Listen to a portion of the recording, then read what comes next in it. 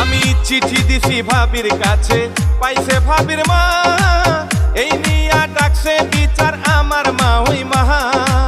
ভাইয়ের শালি খুব সুন্দরী, চোখ তো ফিরে না, বিয়ার বয়স হইছে আমার মা ওই বুঝে না, ও বুঝ মোহনে রে।